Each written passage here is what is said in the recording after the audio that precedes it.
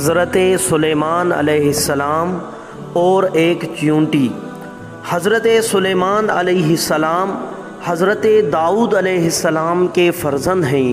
یہ اپنے مقدس باپ کے جانشین ہوئے اور اللہ تعالیٰ نے ان کو بھی نبوت اور سلطنت دونوں سعادتوں سے سرفراز فرما کر تمام روئے زمین کا بادشاہ بنا دیا، اور 40 برس تک آپ تخت سلطنت پر جلوہ گر رہے۔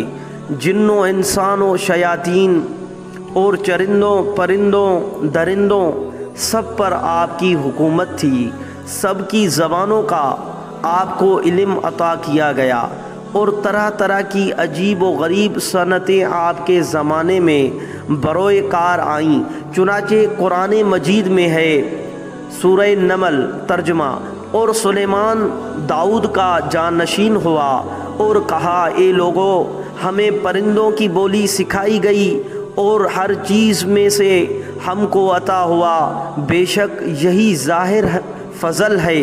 اسی طرح قرآن مجید میں دوسری جگہ ارشاد ہوا، سورہ سبا ترجمہ: اور سلیمان کے بس میں ہوا کر دی، اس کی صبح کی منزل 1 مہینہ کی راہ اور شام کی منزل 1 مہینے کی راہ، اور ہم نے اس کے لیے پگھلے ہوئے تانبے کا چشمہ بہایا، اور جنوں میں سے وہ جو اس کے آگے کام کرتے اس کے رب کے حکم سے، اور جو ان میں ہمارے حکم سے پھرے ہم اسے بھڑکتی آگ کا عذاب چکھائیں گے۔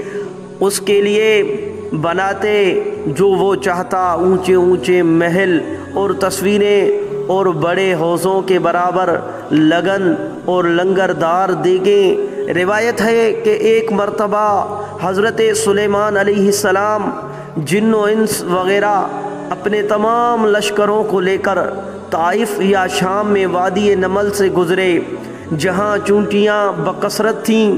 تو چونٹیوں کی ملکہ جو مادہ اور لنگڑی تھی، اس نے تمام چونٹیوں سے کہا کہ اے چونٹیوں، تم سب اپنے گھروں میں چلی جاؤ، ورنہ حضرت سلیمان اور ان کا لشکر تمہیں بے خبری میں کچل ڈالے گا۔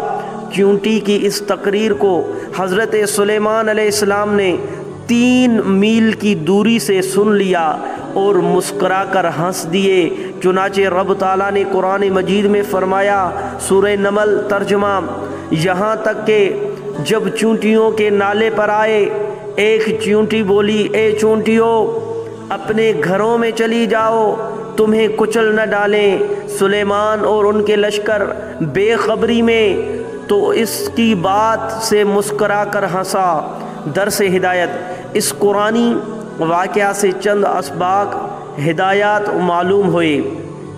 چیونٹی کی آواز کو 3 میل کی دوری سے سن لینا یہ حضرت سلیمان علیہ السلام کا معجزہ ہے، اور اس سے معلوم ہوا کہ حضرات انبیاء کرام علیہ السلام کی بصارت و سماعت کو عام انسانوں کی بصارت و سماعت پر قیاس نہیں کر سکتے، بلکہ حق یہ ہے کہ انبیاء کرام کا سننا اور دیکھنا اور دوسری طاقتیں عام انسانوں کی طاقتوں سے بڑھ چڑھ کر ہوا کرتی ہیں۔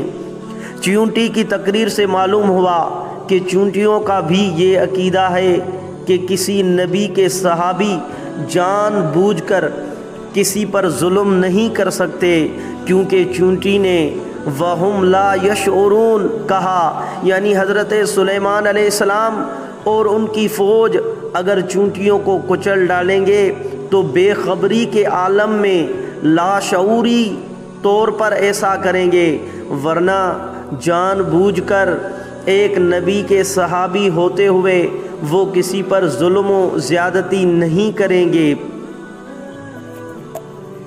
یہ بھی معلوم ہوا کہ حضرات انبیاء کرام علیہم السلام کا ہنسنا تبسم اور مسکراہٹ ہی ہوتا ہے، جیسا کہ احادیث میں وارد ہوا کہ یہ حضرات کبھی کہہ کے مار کر نہیں ہنستے۔ خزائن العرفان۔